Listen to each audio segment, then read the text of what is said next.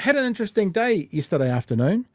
I looked at my phone and there was an image of Gary's economics. And I went, holy shit, that's Chloe.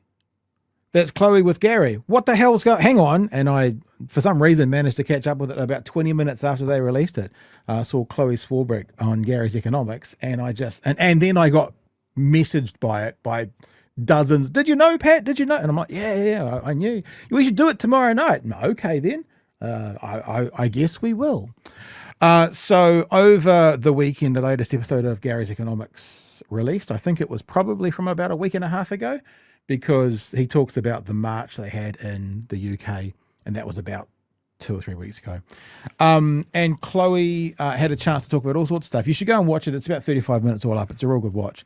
But we are going to have a look at a couple of comments from this conversation. The first one is, I just love Chloe's Kiwiism. It's cooked, mate. I'm just calling the title. It's cooked, mate. But Gary showed surprise that New Zealand has no wealth tax, no CGT, and no inheritance tax. And that's kind of where the conversation starts. An outlier in the OECD as the only country in the OECD that doesn't have a form of wealth tax, inheritance tax, or even a capital gains tax or stamp duty. None of any of those? None of those. Okay. And the political debate is so bloody constrained. It is so frustrating, because whenever we try to talk about fixing those scales right, there's this kind of appeal to, like, in some ways, this imported notion of the American dream, or this bizarre reference back to how, in our heads we're egalitarian, whereas very clearly in experience and evidence we're not. So I think a lot of British people probably do have that kind of perception of New Zealand, which is that it's more equal. Perhaps that living standards are in some ways better. We've got a lot of nature. But it's interesting to hear then if you actually, from what you just described, the tax system of New Zealand is even worse from an equality perspective than the tax system of the UK. And my sort of big... I should also say, the first part of this, before we got to this, Chloe had just talked to Gary about that IRD report where 311 families, own 60 or 40 or whatever percentage it is of the wealth, and pay half the equivalent tax of everybody else. So that's where this part of the conversation has come from, which is why Gary's saying, shit, sounds like you guys are worse. So we'll keep going. Is even worse from an equality perspective than the tax system of the UK. And my sort of big idea, which I always push here on this channel, is if you don't tax rich people, what will happen is they will accumulate a lot of money very quickly. And it's funny, when Gary talks about this, he talks about this kind of idea that could happen. I would suggest you listen to this and think about New Zealand, because it is happening. It's not like, well, if this happens, this could happen, and this could happen. It's like, this is happening, so this is happening, and this is happening. They'll use that to buy their assets. And what you'll start seeing is house prices going up, housing becoming less affordable. So I went on the radio yesterday to like a call-in, taking calls. Actually on Tom Swarbrick's show, another Swarbrick, 2 Swarbricks in 2 days. Not related as far as I'm aware. And Tom said to me, this is like quite a well-known radio host here, he said housing is more affordable in other countries. And I said, where? And he didn't say New Zealand, but he said Australia. So you're coming here telling me that the tax situation in New Zealand is even worse. What's the housing affordability situation? It's cooked, mate. So on some metrics, we'd have some of the most unaffordable housing. You gotta love her, eh? She's in an interview with one of the biggest economist podcasters in the world as a representative of our government or country. It's cooked, mate. Simple as that. It's cooked, mate. In the world, and part of the reason that right now house prices are stabilising despite the current government's best efforts with giving tax breaks out to landlords and changing the bright line test by which people end up paying taxes, we are now seeing a stabilising or a slight reduction, but that's despite the government's best efforts. So we've got quite a conservative government at the moment. Some economists have characterised our economy as more of a housing market with bits tacked on the side. And I think that this kind of is part and parcel of what we were talking about before with how this kind of inequality compounds, right? Is people are working so damn hard. So many regular people are working so damn hard as house prices has escalated before their very eyes over the last, few decades. And now regular people are having to rely on what's colloquially known as the bank of mum and dad in order to get into their first house. Okay. And that then kind of creates this cultural norm where nobody wants to create a situation where it's seen that housing would end up being taxed. Yeah. So the problem continues to perpetuate, and we end up in this kind of parasitic feedback loop, which is squashing regular hardworking This people. is really, I mean, it reminds me so much of what's happening here, which is you have this situation where, because the rich are not taxed, they're accumulating all this money. And that pushes house prices up in an obvious way, because you are competing with them to buy the houses, you know. They don't need to buy them themselves, they can just lend the money for the mortgages. If you have these guys who are sitting on the side, and they're going to buy anything that has a return of, just hovering it up. 5%, unless the house price is above here, they're going to buy it. So you have to pay this enormous amount. But then what you get is this kind of perverse reaction, which is because people know then that unless you own wealth, you're like totally screwed. They then become resistant to the taxation of wealth. And my big challenge here is to try to communicate to people, if you don't tax the wealth of the very rich, you are the one who's going to be squeezed out. You're not going to beat them in that game. And one of the That's a genius thing to remember as well. And this is why we always think about people voting out against their own self-interest. If you don't tax the very rich, then it's you, us normies, that are going to be the ones that get squeezed out. And when we listen, Ash, to David Seymour, and he gets asked questions like, if 10% of the population controls 50% of the wealth, is that a problem? And he goes about how it's not a problem and X, Y, Z. And the reason is because the way that David Seymour's thinking about it is sort of intangible and like an idea that it's an unlimited resource. Like this is so if people want to be rich, go and get. But when you're talking about, for example, housing's not an unlimited resource. So if you bring those numbers of wealth across to that, if 10% of the households own 50% of the homes, you can't just go out and continue to buy because there's a limited number. They're built, they're in that street. It's not like an idea, or it sounds like crypto coins that seem to be unlimited. But if there is a tangible limited amount of the resource, then this matters heaps. Because if a small percentage controls a large number, then what happens is the bottom control none, which is what they're sort of talking about. Right. Any thoughts? Oh, sorry. I thought we were going to press play. Any thoughts? Oh, lots of thoughts. We definitely should be taxing the rich. This is an interesting discussion that I'm glad to see start happening more, because I want to learn a lot more about capital gains tax and why we don't do that and what more could be done for us to be able to do that, because we're busy trying to move money around between these different services and different funds, and who can we take to give over here, where really if we just had a proper taxing system, then we'd have enough money to go around, with the hopes of that likely. Yeah, and this is that lie that we keep getting told about millionaire migration. If we introduce a capital gains tax, they're going to leave. Yeah, and then they're going to go to a country with either a capital gains tax, a wealth tax, or inheritance tax. So they're not going to leave because of a CGT, especially if the government gets in and does it based on, like, not the family home, but whatever, because all these other countries, as Chloe just said, and this is why I think Gary's like, what? You got nothing? They all do it. We're the haven at the moment. Where are you going to go to not get either a CGT or a inheritance tax or a wealth tax? You're not going to go anywhere else, because all of our unless you want to go to a third world country that's not going to be like-minded. But if you're going to go to a like-minded country, they've all got something within that tax frame. So yeah, it's a tough one. Should we do another clip? Let's do another clip. There's a really good question, and we've been saying this. In fact, we've been saying this to Labor a bit. Capital gains tax is no longer controversial. There's research out there that goes 2/3 of New Zealanders want some form of capital gains tax. Google that phrase if you want to have a look for it. Article on RNZ will tell you all about it. So Gary wants to know, because a thing like a wealth tax or a CGT, one of those three, is no longer controversial. It's popular, and there are so many people fighting for it, like Chloe Swarbrick and the Greens. Why is it not happening? That's sort of the origins of this conversation. Where is that resistance from even these traditional centre left coming from? And what do we do, and how do we overcome it?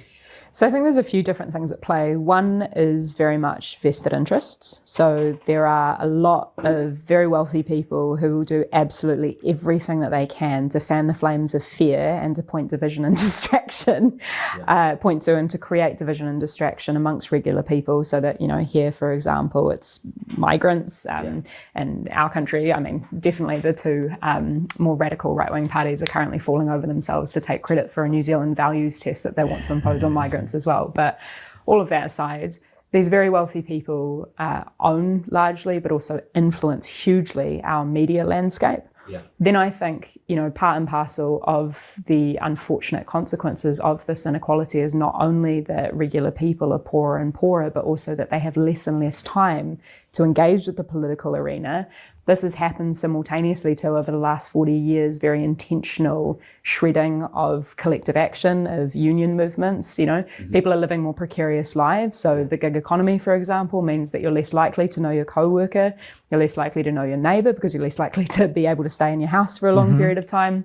What that means is that when we see these problems impacting our day-to-day lives, we see them as problems with us, not as systemic problems necessarily. So I think it's also part and parcel of how people perceive and understand the world. Then it's the media landscape and the messages that we're getting about what's actually possible and feasible. People are intentionally confused by, you know, again, all of these distractions and all of this division. And that then also bleeds into the vested interests which influence our politics. So yeah, I think that it really boils down to flip that on its head, what the solution looks like, is people understanding that, you know, these solutions are not going to come from vested interests very clearly. And it's going to require understanding that politics is not as complicated as it's made out, in the same way that economics is not as complicated as it's made out. You know, I've been in politics now for the better part of 10 years. Politics, very simply. She's 31, people. Just remember that. The best part of 10 years and she's 31. She's an old hat at 31. It's just about power. It's about resources, and it's about who gets to make decisions that saturate and shape our daily lives, right? That is politics. Things end up getting complicated when we throw in all this partisanship and these political parties or whatever else. But I think, as some very clever people, the likes of yourself, have articulated, you know, it is no longer this kind of simplistic left or right wing thing. It very much is the 1% versus the 99%.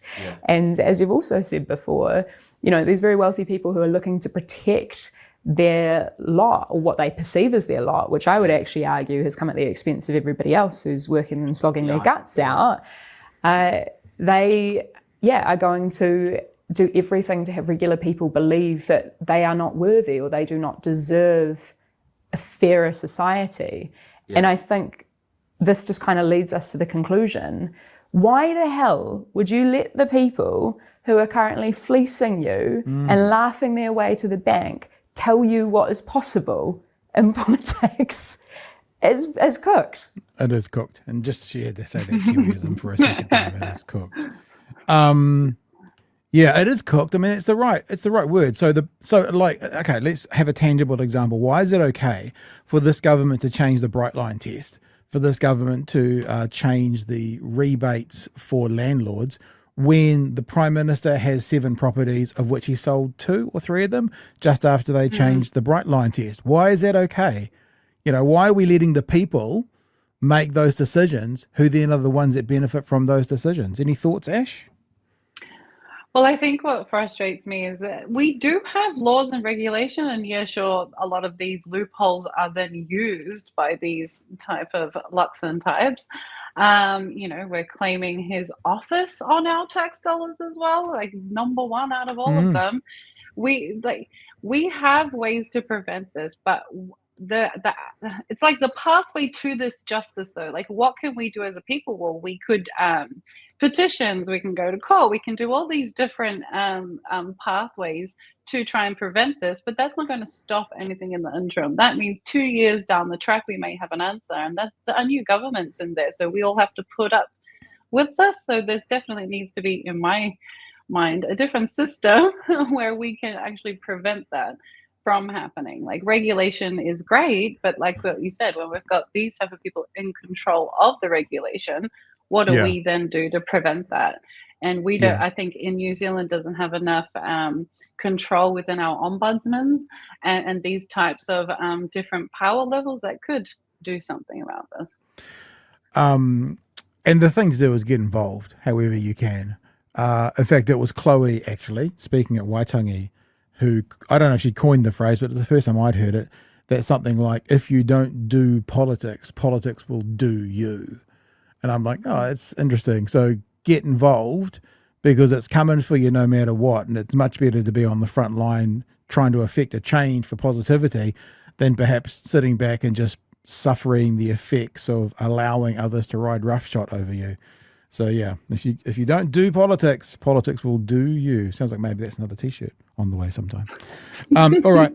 How's about the last clip? They're having a conversation between them, and Gary kind of prompted this conversation talking about the influence of the far right. Now, I'm about to talk about coal miners. He wasn't talking about that.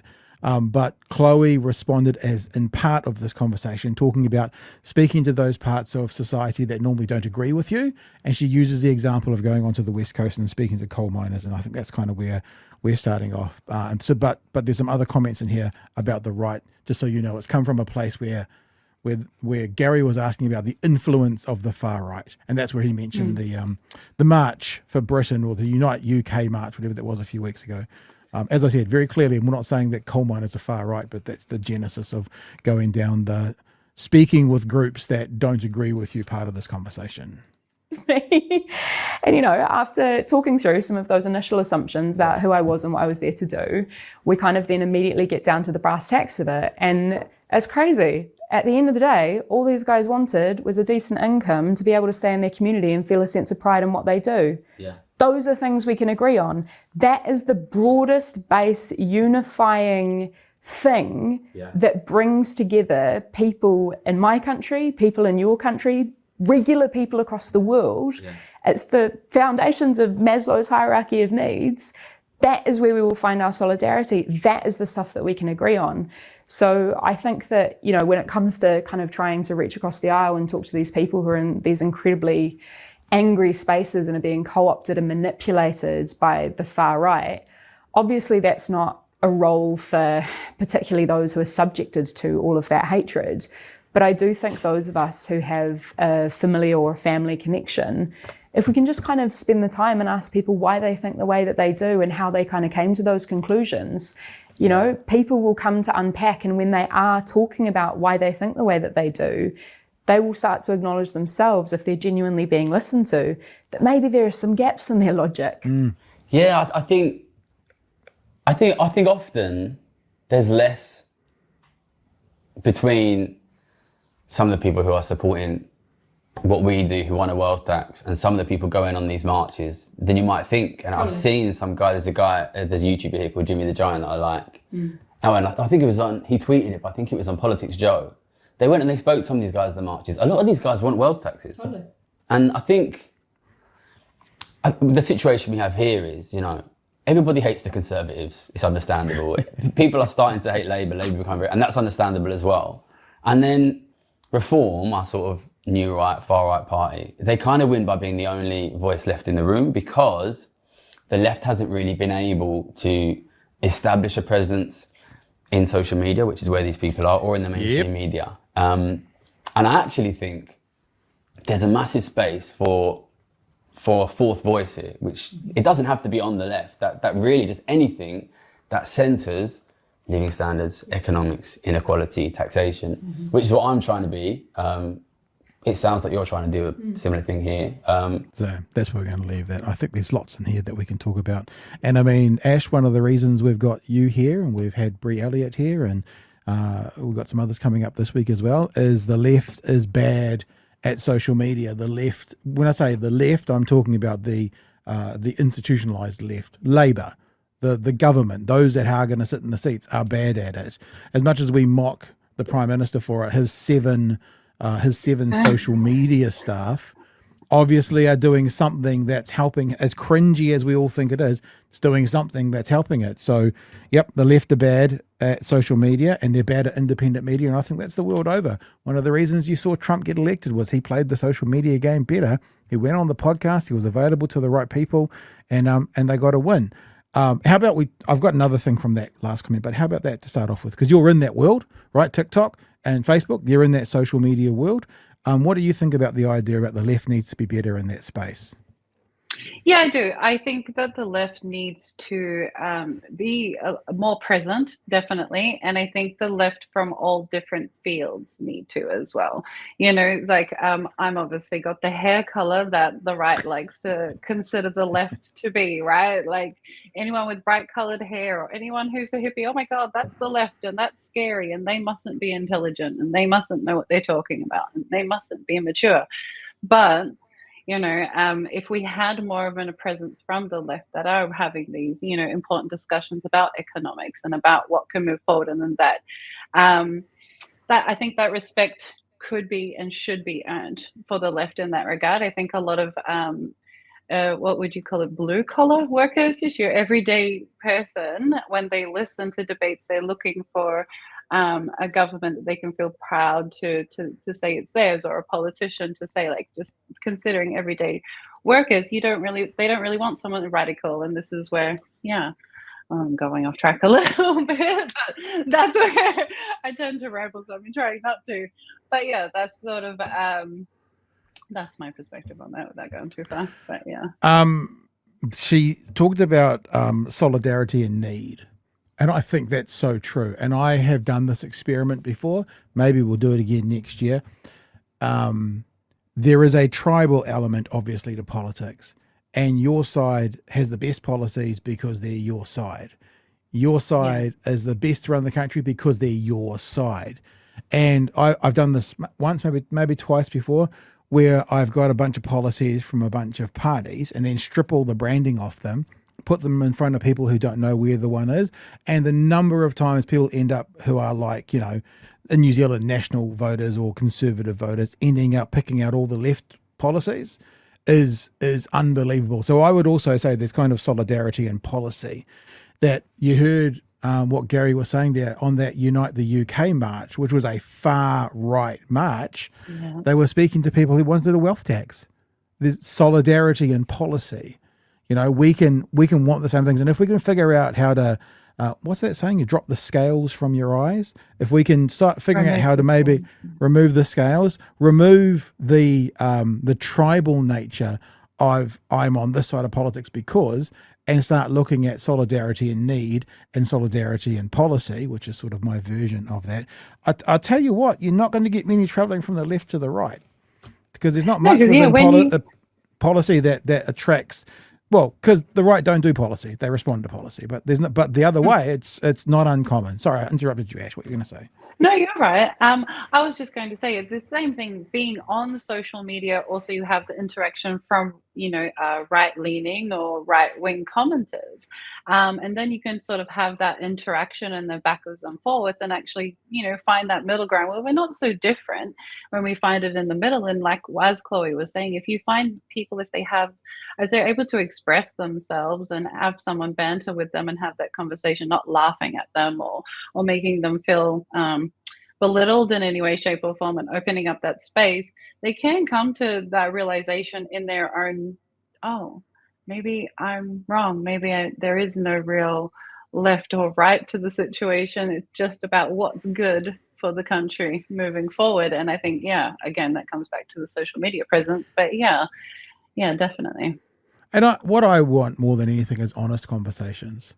So a really good example, and I don't really debate on Twitter. I mean, occasionally if I'm a bit bored, I might jump on there for a half hour. But, at the very least, you want to start from a position of honesty. So, for example, the classic one still going on is about this Labor government ruined the economy and through COVID. And I'm like, well, let's at least start with an honest conversation, which is, yes, we borrowed more, but the payoff for that was 20,000 saved lives.